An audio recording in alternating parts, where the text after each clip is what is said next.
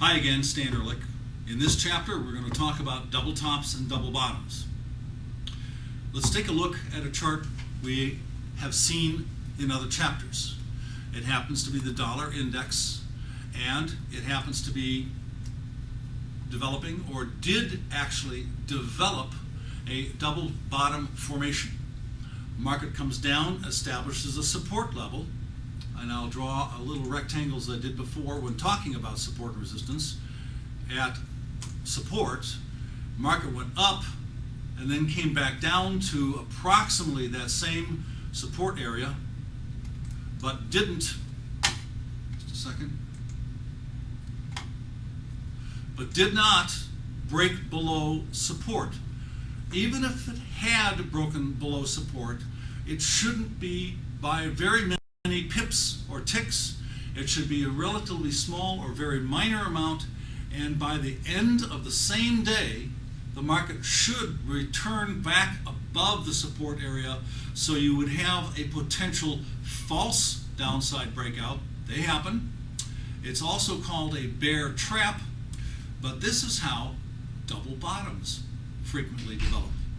You either get a test of support and it works perfectly, or you get a false downside breakout or a bear trap and the market reverses by the end of the day to close firm, oftentimes not necessarily higher than the previous day's close, but oftentimes it is higher for a reversal than the previous day's close, which is exactly what we have on this chart, the dollar index. So on the second low of the double bottom, looking at the chart, we have a test of support, a higher close. I would have liked an oversold condition, but it did come down particularly dramatically, so we didn't quite get oversold, but that's something else to look for as well. And it turned out to be a great example of a double bottom. It turned around, broke out above resistance, breakout, and now we seem to be in a situation where the double bottom is going to continue to trend higher a bit. There is a way to measure how far the market is supposed to go up from these patterns. We'll take a line that is drawn across the top of the pattern, and we're going to draw a line from the lowest low of the pattern right here straight up to this line. This is called measuring the depth of the formation. You can draw another line straight up, and this is the minimum upside expectation. This is the minimum upside objective from the double bottom depth. So a little over 8650 looks quite plausible, looks likely next couple of days. It does not mean the market's going to stop there. It does not mean just because you reach an objective off of any particular chart pattern that the move is over. It only means it got to where it was supposed to get to at a minimum, and these chart patterns can go substantially farther than the original expectation. I've seen 2, 3, 4, 500% and more out of some of these patterns. This is why, with my research in the Ehrlich report, I typically do not put orders in at prices to take profits. I almost always continue to use trailing stops, which we talked about in an earlier chapter, or later chapter it'll be in. And trailing stops allow you to lock in a profit in a trade after a short period of time, often, and also allow a position to keep on running and running and running in your favor, as opposed to just getting out at a pre-decided expectation.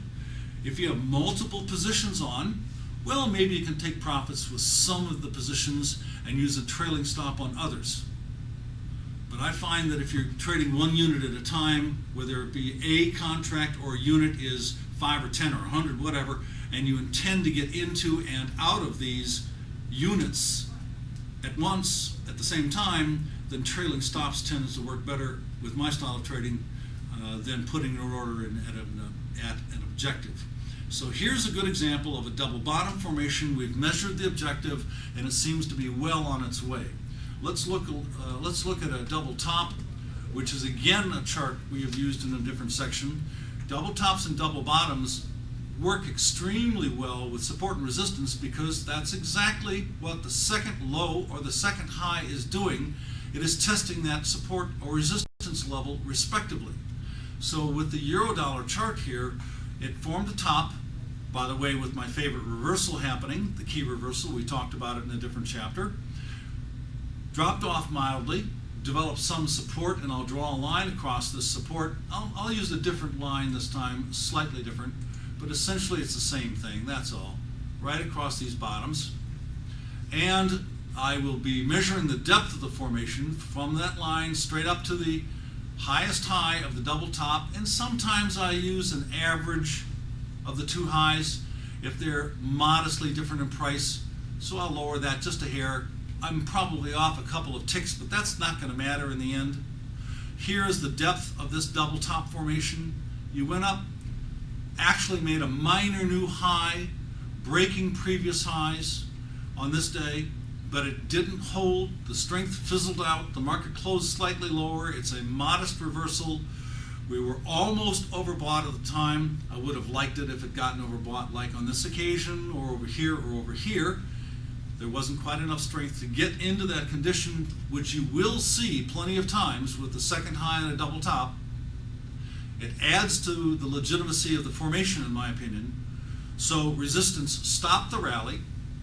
The market closed poorly and started to slide for 1, 2, 3, 4, 5, 6 days in a row down. Broke the old support.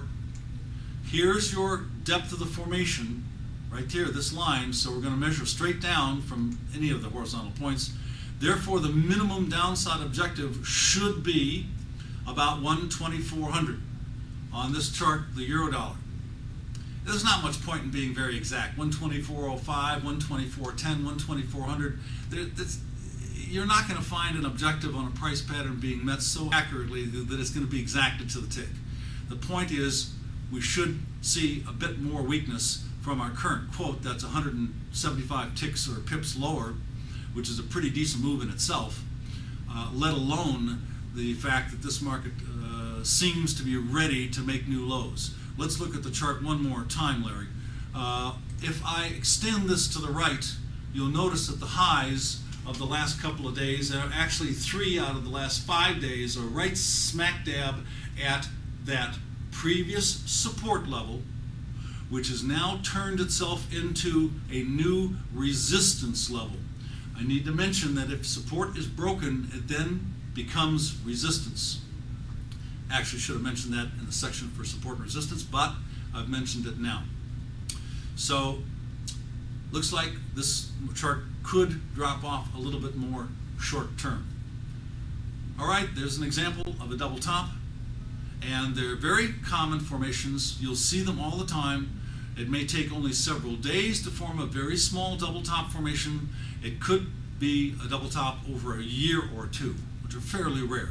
They're usually average time period a few months for double tops and double bottoms. Very classically, a few months.